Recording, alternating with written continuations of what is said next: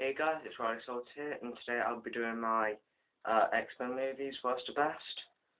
And if you haven't seen my previous worst to best videos, do that now because they're awesome. Right, so number 7 is a Wolverine. This is the most disappointing superhero movie I have ever seen. I know loads of people like it, but I don't know why. I mean, when I found out that this was based in Japan, I thought, oh, also, most of Wolverine's life's based around Japan. He gets his sword, which is in the thing. He gets trained by the Silver Samurai, and he kills Sabretooth with his sacred sword. Sword's in it for 2 minutes. They completely decimated the Silver Samurai with that adamantium thingy, and Sabretooth wasn't even in it. And frankly, no offense to you, Mr. Jackman, but you're too old to play Wolverine. I mean, and I'm sorry, but you are. You're not what you used to be, mate. You even see a picture of that stupid, stinking Silver Samurai. I don't know if you can see that, but he's there. He's got that stupid snake lady, and he's got that red-headed girl, and Wolverine gets a little big beard and stuff, and I just think this film is horrible. I hate this film with a passion. Number 6 is The Last Stand. We all know why we hate this film. It completely ruined the Dark Phoenix saga. It killed off, oh, spoiler alert, so if you haven't seen this, then cover your ears. Kill off Cyclops, Professor X, they depower Mystique, depower Magneto, they give out Nightcrawler, and it's just not a good movie at all. The Juggernaut, I don't like him in it. Angel, he was only in it for like 2 minutes, and there's like no point of him being in this film. It's like, well, he only exists just so we can say the start and the end bit.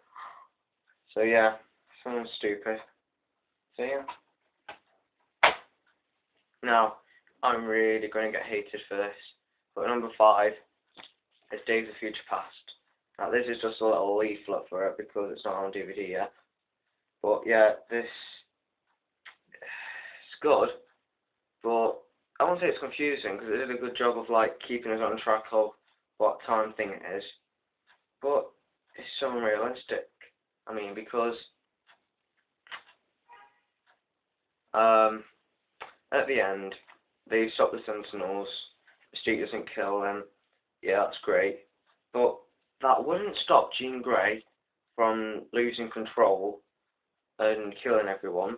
It won't stop Cyclops from dying, and it won't stop Professor X from dying. Like, Sentinels taken out, that's great, but Sentinels don't have anything to do with the Phoenix saga, so it don't make any sense.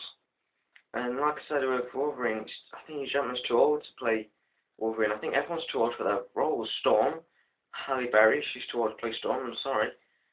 Professor X, I mean, Ian McKellen, Patrick Stewart. It's just laughable seeing them trying to get back into their roles, but they're just too old. I'm sorry, they are. And First Class to begin with, it doesn't make sense with the normal X-Men trilogy. It doesn't add up. I'll get to that in a minute. So combining them, it's silly because if I'll get to it when I actually say X-Men First Class. I'm just saying, I'm sorry, it's got good visuals and stuff, but it doesn't make sense, and the actors are just too old to play their parts.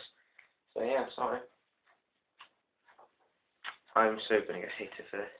But number 4 is X-Men Origins Wolverine. Yeah, you heard me. I enjoy X-Men Origins more than Days of Future Past. I'm sorry, but I don't. It's just my opinion, not yours. People say this film is boring and they ruined Deadpool. Now, they did ruin Deadpool. I'm going to give you that. They completely decimated Deadpool, and I wish they never did that with him. But that's the only thing I dislike in this movie.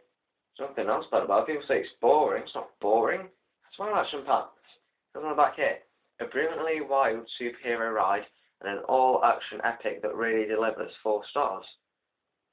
And couldn't agree more. It's awesome. I like it when he's in the army. You see him when he gets his claws up the first time. He's in that special thing with Striker. You see him get adamantium and stuff. But like I said, Days of Future Past, just gonna call it Days.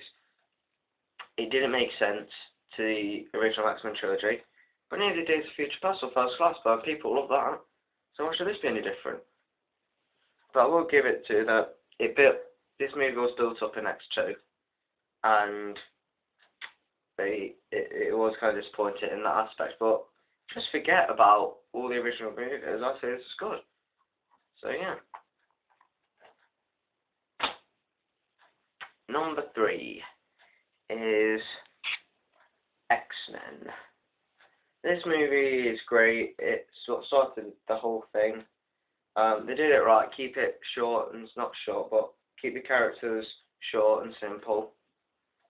Just like they got like the 4 main X-Men there: Cyclops, Storm, Wolverine, and Jean Grey. It's all you really need. Got good villains, Sabretooth. I didn't actually like Sabretooth in this one. I think that it was better in XMen Origins.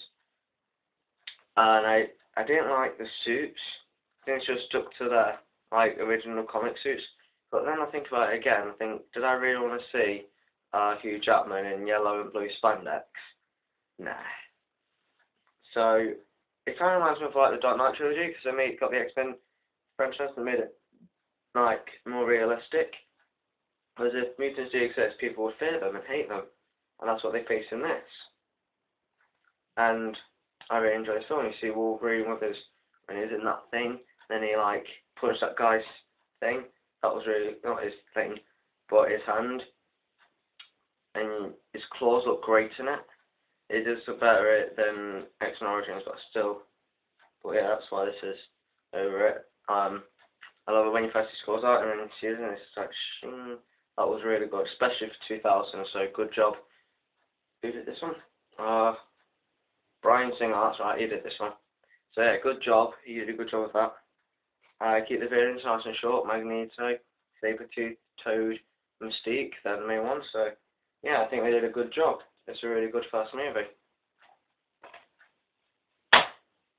Number 2, X-Men First Class. This movie's great, I love it. Some people say they didn't like it because of the teenagers, but I don't really care. Magneto, I forgot what his name was. Michael Fassbender, that's right. And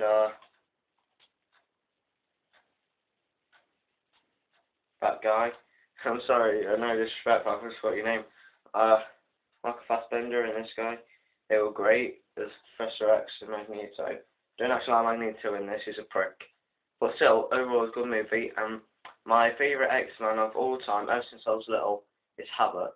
And I'm so glad he was in this. I didn't like those weird Bumblebee suits that they had at the end. They could have made this better, but the visuals are great, the story is great. You can see the whole thing with Shaw and their relationship, Magneto and Professor X. They were great together.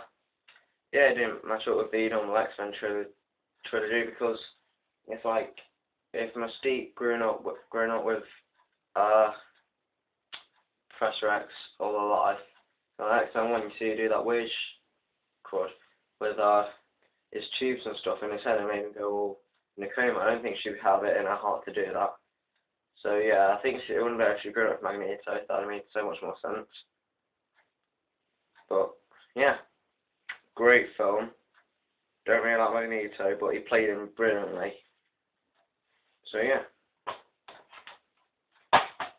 Number 1, you all knew this was coming. X2. Now I haven't got much time left, so I'm going to go this quickly. You know what I love about this? I love the scene on the raid on the school. You see X-Men. You see a bit of flashes of Wolverine's Origins. The death of Jean Grey. It's Nightcrawler. Go Underground. Did I already say that? You got Lady Deathstrike in it. I think this one's just great. It's awesome. I love it. And you can figure out all the other reasons why yourself. So yeah. What else is there? Well, basically it's the raid on the school. They go underground. story, Wolverine Origins. It's just a really great movie. Best X-Men movie, in my opinion.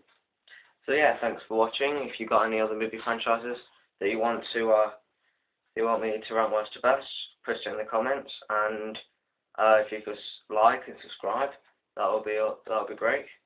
So yeah, see you later. Yeah.